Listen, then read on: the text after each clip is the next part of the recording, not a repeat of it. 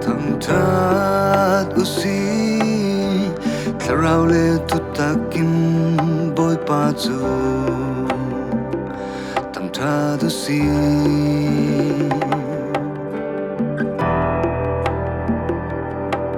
Thangthat usi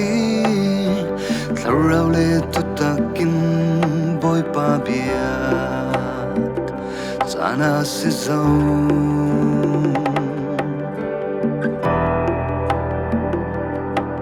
Thangthat usi THLARAU le thutakin BAWIPA biak caaan kan Thleng zo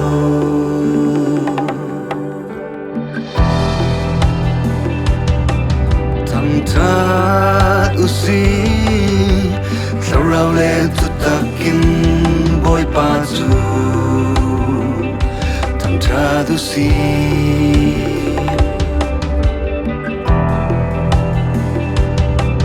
Thangthat usi THLARAU le thutakin BAWIPA biak caaan si zo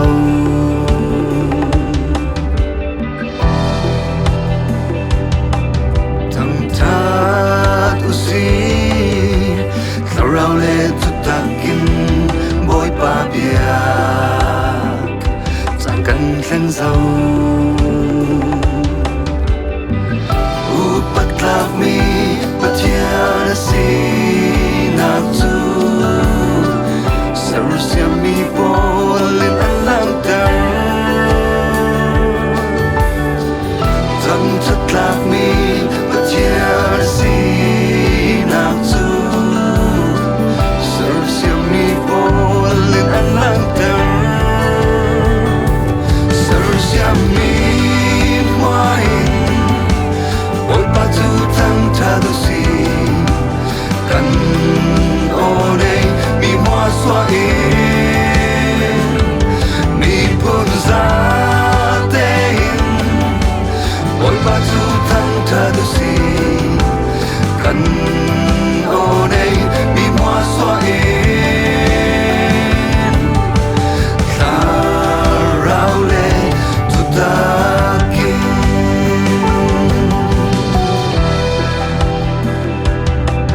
Upat usi Zanakin akat mi BAWIPA chu Upat usi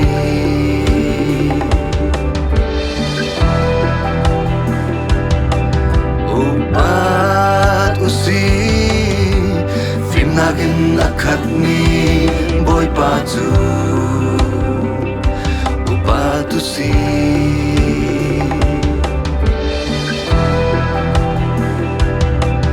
Thangthat usi THLARAU le thutakin BAWIPA chu Thangthat usi Upatlak mi patiana si naktu Sarusya mi polin alang dar Thangthat mi patiana si naktu Sarusya mi polin alang dar Sarusya mi Mawii BAWIPA chu Thangthat usi kan onei mi hoa xoa in mi phun ra tên BAWIPA chu Thangthat usi kan onei mi hoa xoa in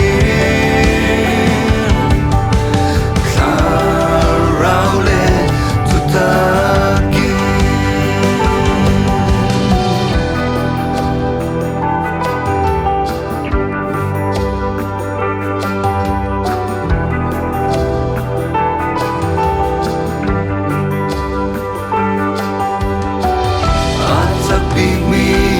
Tiang na si na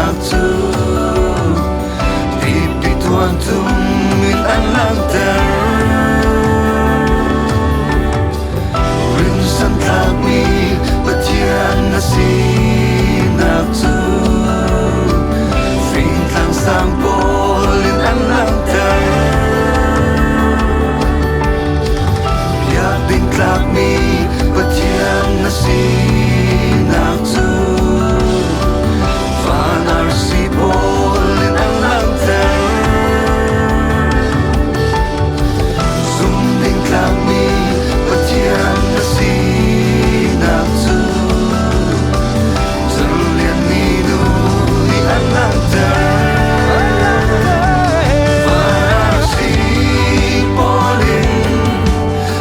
Sanang Tuhan langter Na sumloy na ban langter Terlian minuin At sanang Tuhan langter Na sumloy na ban langter Fikang sampolin At sanang Tuhan langter Na tom lian na ban langter Di bituan tumin Na tanang tuan langter Na tom lian na ban langter Na tanang an langter At sa pigmi Yang nasinak tu Di pituan tumin ang langter Amen Rindu sang klak mi Pat yang nasinak tu Fing klang sang polin ang langter Yang din klak mi Pat yang nasinak tu Fanar si polin ang langter Sumding kami at yan nasinak tu Terlian nido ni ang langter Fanar si polin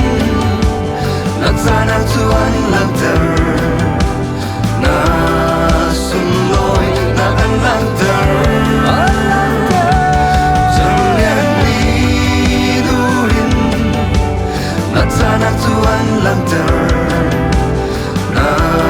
sumloy na ang langter Fikang sampolin At sanang tuan langter Na tom lian na ang langter Di bituan tumin Na tanang tuan langter Na tom lian na ang langter Serusiang mi muahin Na finang tuan langter Na sumloy na ang langter